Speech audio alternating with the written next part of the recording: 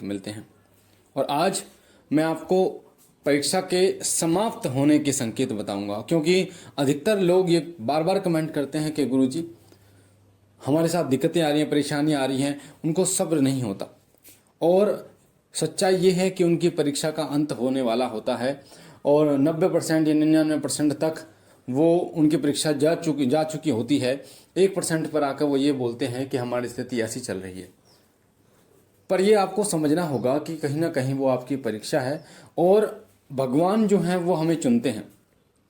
कोई भी आपके इष्ट हैं वो चुनते हैं हमें, हमारी तो कोई औकात ही नहीं है कि हम उन्हें चुने, वो हमें चुनते हैं, वो अपने भक्त को चुनते हैं।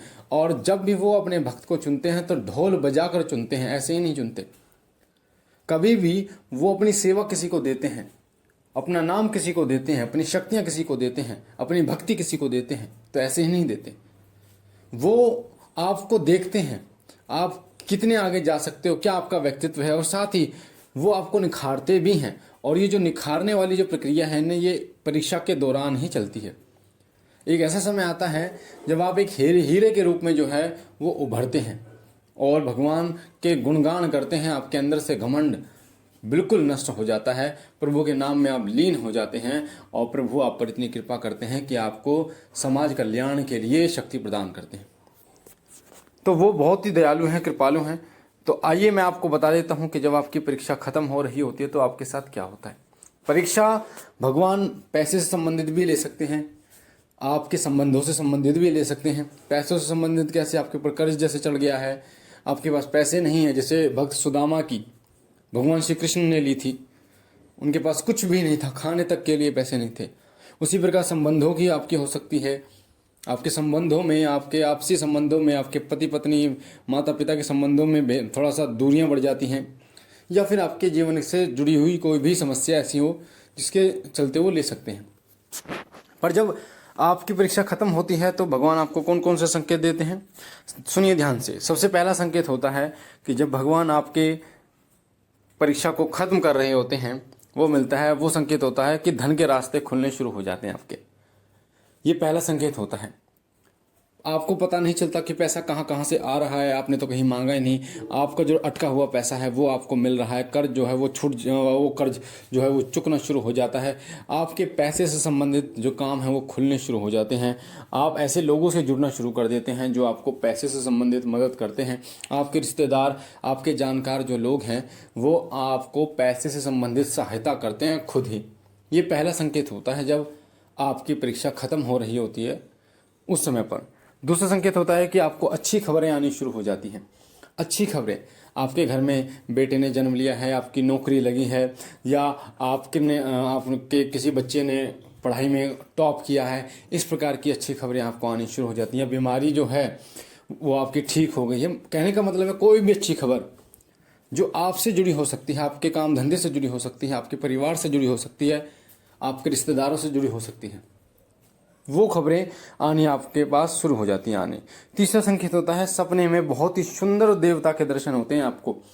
जिस देवी देवता के आप कर रहे हैं ना, सेवा कर रहे हैं, उनके मुस्कुराते चेहरे के दर्शन होते हैं, मुस्कुराती मूर्ति के तस्वीर के आपको दर्शन होते हैं। बहुत ही सुंदर मन भावक जिसे कहते हैं, ऐसी प्रतिमा और ऐसी मूर्ति के दर्शन आपको सपने में होते हैं। तो आप समझ जाना आपकी परीक्षा खत्म हो रही है। चौथा संकेत होता है वो होता है कि आप बिन वजह खुश रहना शुरू कर देते हैं। बिन वजह आपके मन जो है अपने आप ही आनंदित रहना शुरू हो जाता है। आपको नहीं पता कि क्यों है, कारण नहीं पता, पर खुद ही आनंदित है, आपको संतोष मिलता है, तृप्ति मिलती है। तो ये सिर्फ और सिर्फ संकेत देता है कि आपकी परीक्षा खत्म हो रही है। और अगला संकेत है कि आप ऐसे लोगों से जुड़ते चले जाते हैं जो आपको किसी न किसी तरीके की सहायता करते हैं, किसी भी तरीके से। वो आपकी बीमारी में सहायता कर सकते हैं, वो आपके नौकरी में सहायता कर सकते हैं, वो आपके घर परिवार से जुड़ी कोई संबंध परेशानी में सहायता कर सकते हैं। हर तरह की परेशानियों का निवारण करने वाले प्रभु आपको ऐसे लोगों से जोड़ते हैं जो आपकी समस्याओं का निवारण करते हैं और आपको सुखी जीवन जीने में आपकी सहायता करते हैं। ये ऐसे भी हो सकता है आपका अपना काम है, अपना बिजनेस है, उसमें आपको कोई ऐसा लड़का मिल गया, आपने काम पे रख लिया, जो आपके काम को बहुत आगे ले गया और आपको शांति मिल गई, सारा काम वो संभाल रहा है। ये भी उनकी कृपा का ही एक संकेत होता है। साथ ही आपके परिवार में इतना प्रेम बढ़ना शुरू हो जाता है कि आप खुद कंफ्यूज हो जाते हैं, आप खुद ये विश्वास नहीं होता कि ये मेरा परिवार है। पहले तो ऐसा बिल्कुल भी नहीं था, मेरा परिवार में ऐसा कैसे हो गया। ये मेरा खुद का अनुभव बता रहा हूँ मैं आपको।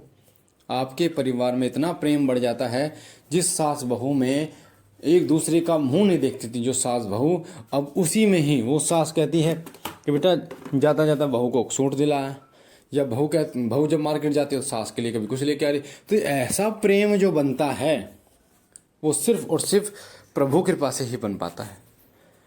तो जब आपकी परीक्षा खत्म हो रही होती है तभी ऐसे जो घटनाएं हैं वो आपके साथ घटित होती हैं। साथ ही जो छोटे बच्चे हैं वो आपका सम्मान करना शुरू कर देते हैं। नौकरी जो है आपकी अच्छी लगनी शुरू हो जाती है, एक अच्छी नौकरी आप प्राप्त कर लेते हैं, अच्छे लोगों के साथ आप रहते हैं। साथ ही सारी चीज़ें जो हैं वो सकारात्मक आपके साथ होनी शुरू हो जाती हैं। आप एक बहुत ही अच्छा जीवन जीना शुरू कर देते हैं। जो लोग कहते हैं कि हमने भगवान की पूजा की पर हमें कोई फ़ायदा नहीं हुआ, देखिए फ़ायदे के लिए अगर आप भगवान की पूजा करोगे तो फ़ायदा नहीं होगा। अगर भगवान को भगवान मानकर पूजा करोगे तो फ़ायदा नहीं होगा। अगर भगवान को अपना मानकर पूजा करोगे तो 100% फ़ायदा होगा। जब आप भगवान से अपने हृदय के तार जोड़ लेते हैं तो उस समय भगवान भी आपसे अपने हृदय के तार जोड़ लेते हैं और वो आपके पास खुद ही आ जाते हैं। जैसे आपने देखा होगा ना, मान लीजिए आपका बच्चा है या मेरा बच्चा है, अगर हमारे बच्चे को थोड़ी सी खरोंच लग जाए तो कैसा भाव आता है हमारे मन में, तुरंत भाग जाते हैं हम, उसको डॉक्टर के पास लेकर जाते हैं। अगर उसको कुछ हो जाए तो अपना दिल और जान लगा देते हैं, घर बेच देते हैं, मतलब सब कुछ उनके लिए करने के, अपनी जान तक देने के लिए तैयार हैं उनके लिए। जब प्रभु के लिए ऐसा भाव आपके मन में उत्पन्न हो गया ना जिस दिन, उस दिन वो आपके सामने होंगे। जिस दिन आपने ये सोच लिया कि प्रभु मेरे हैं और मैं उनका हूँ, आपने उनको मूर्ति नहीं माना, आपने उनको साक्षात मान लिया, आपने उनसे कोई रिश्ता कायम कर लिया। मेरे पिता का, बाबा भोलेनाथ को मैं अपना पिता मानता हूँ और वो मेरे पिता, वैसे जगत के पिता हैं और पर मैं स्पेशली जो मेरे पिता हैं, क्योंकि भगवान सबके हैं पर आपके वो क्या हैं ये आप जानो। आपके वो भाई हैं, पिता हैं, क्या हैं, या माता, आपकी कोई माता है, तो आप उनसे जब एक रिश्ता कायम कर लेते तो वो कहीं नहीं जाते, आपको छोड़कर हर पल आपके साथ रहते हैं। और भगवान की जब सही तरीके से पूजा की जाती है तो वो आपके भौतिक जीवन को ऐसा रुख देते हैं कि आप स्वयं भी नहीं जान पाते कि मैं फर्श से अर्श तक कब पहुंच गया। पर ऐसे समय में बिल्कुल भी अपने अंदर घमंड मत लेके आना, बिल्कुल भी अहंकार मत लेके आना, क्योंकि जो फर्श से अर्श तक पहुंचा सकता है वो अर्श से फर्श पर लाने में पल भर की देर नहीं करता।